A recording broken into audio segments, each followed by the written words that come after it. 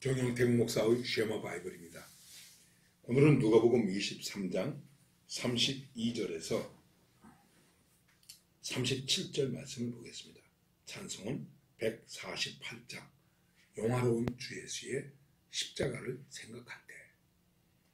또 다른 두 행악자도 사형을 받게 되어 예수와 함께 끌려가니라.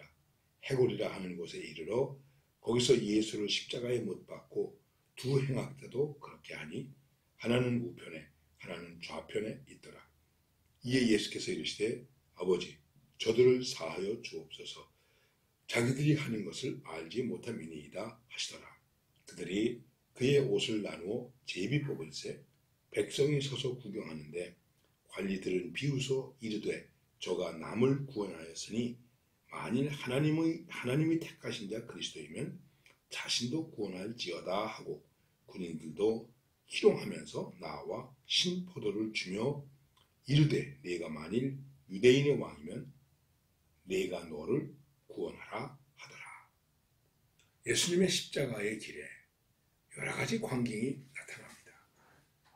그 중에 하나가 슬피 우는 여인들, 그리고 그 다음에 두 행악자도, 그러니까 예수님만 사형 집행을 하는 것이 아니라 다른 두 행악자도, 행악자라고 얘기했으니까 뭐 더 설명할 필요 없는 아주 악을 행한 사람이죠.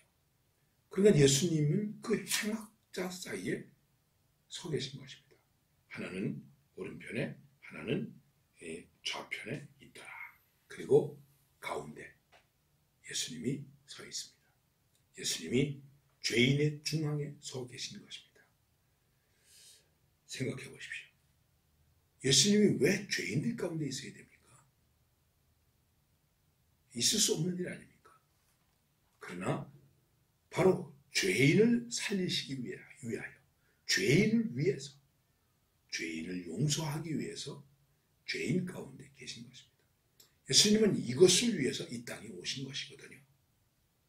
그래서 건강한 자에게는 의사가 쓸데없다. 병든 자에게라야 쓸데있다. 나는 의인을 부르러 온 것이 아니요 죄인을 부르러 가노라. 예수님은 죄인을 부르러 죄인들 속에 오셨습니다. 그리고 죄인들 가운데서 돌아가시는 것입니다. 죄가 없으시지만 예수님께서 제자들을 보내시면서 뭐라고 말씀하십니까? 내가 너희들을 이리 가운데로 보내는 것 같다.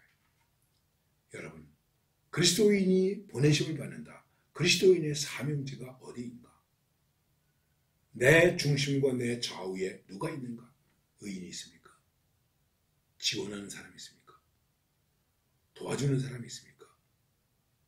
물론 슬피움에 이를 가는 사람도 있고 십자가를 대신 져주는 사람도 있을 수 있죠. 그러나 행악자가 있다. 그리고 우리는 그들 사이에 있는 것이다. 여러분, 교회는 거룩한 곳입니다. 그러나 교회는 어디 있습니까? 세상 한가운데 있는 것입니다. 교회가 산속에 들어가 있어야 하는 것이 아니라 세상 한가운데 있어야 되는 것입니다. 십자가는 세상 가운데 세워져야 하는 것입니다. 그러면서 그 가운데서 예수님께서 아버지 저들을 사하여 주옵소서. 저들이 하는 것을 알지 못함이니이다 하시더라. 우리가 흔히 예수님의 용서의 기도라고 말합니다.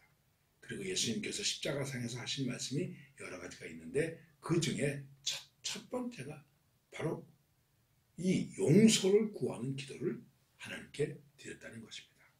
용서하는 것입니다. 죄인을 용서하는 것입니다. 용서하시기 위해서 오셨기 때문에 죄인을 용서하시는 것입니다. 그래서 아버지요, 하나님께 저들이 하는 것 용서해 주세요. 말씀하고 있습니다. 저들을 사하여 주옵소서. 자기들이 하는 것을 알지 못함입니다. 다 여러분 잘 아시는 말씀이죠. 예수님께서 이렇게 십자가에서 용서의 기도를 하셨다. 여기 용서의 기도를 하시는데 그 용서의 조건이 무엇입니까? 저들이 알지 못합니다. 알지 못한다고 그러는 것입니다. 알지 못하고 그랬다. 모르고 그랬다. 제가 아시는 선배 목사님이 계셨는데 어머님 속을 많이 썩 계셨어요. 나중에 회개하고 어머니 앞에 와서 무릎을 꿇고 어머니 잘못했습니다. 얼마나 속상하셨습니까? 그랬더니 어머니께서 이렇게 말씀하셨다는 거예요. 괜찮아. 모르고 그랬는데 모르고 그랬는데 괜찮아. 그 목사님은 평생 그 어머니의 교훈을 기억하면서 목회하셨습니다. 그분도 그렇게 하셨습니다. 누가 뭐라고 잘못했다고 그러면 괜찮아요. 모르고 그랬는데 뭐요. 여러분, 우리가 용서한다, 거창한 것처럼 생각할 수 있겠죠. 그러나 이 말씀 앞에서 여러분과 제가 단순한 것 같지만 이 한마디 기억해 보십시다. 괜찮아요. 모르고 그랬는데 뭐요. 괜찮아요. 괜찮습니다. 그럴 수 있습니까? 그러면 문제가 없죠. 바로 예수님은 십자가에서 이러한 용서, 사랑을 우리에게 주시고 십자가를 지신 것입니다. 그러나 이러한 구원과 이러한 사랑과 이러한 용서가 있음에도 불구하고 그 주변에는 예수님의 옷을 제비 뽑아서 나눠 갖고, 그리고 백성들은 구경하고 관리들은 비웃고, 남은 구원하였는데 자기는 구원하지 못하는구나. 너를 구원해라. 너 자신을 구원해라. 여러분, 바울이 뭐라고 기도합니까? 우리 민족이 구원을 얻는다면, 우리 백성이 구원을 얻는다면 나는 생명책에서 내 이름이 지워져도 좋다. 아주 극단적인 표현이라고 말할 수 있습니다만, 기독교의 진리는 내가 죽더라도 넌 구원하겠다, 이것입니다. 당신은 행복해야 됩니다. 당신은 구원받아야 됩니다. 당신은 천국 백성입니다. 하나님은 당신을 사랑하십니다. 바로 이러한 믿음의 가장 기본적인 정신을 우리는 가지고 있어야 됩니다.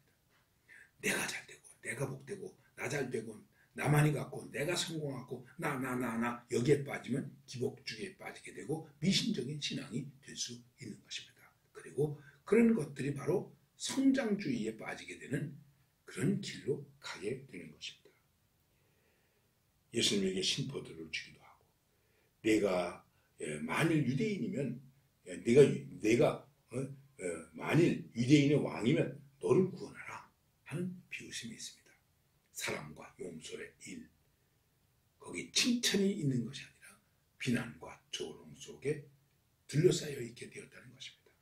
그럴지라도 우리는 죄인 가운데, 백성 가운데, 세상 가운데 서 있는 주님의 십자가를 세우는 하나님의 사람들이라는 사실을 깊이 기억해야 됩니다. 오늘도 우리를 둘러싸고 있는 예수님의 십자가에 대해서 뭐라고 사람들이 비난할지 모릅니다.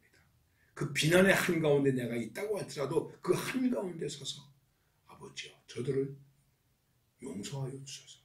저들이 하는 것을 알지 못하나이다 하는 이러한 하나님의 사랑을 선포할 수 있는 하나님의 사람으로 승리할 수 있기를 간절히 바랍니다.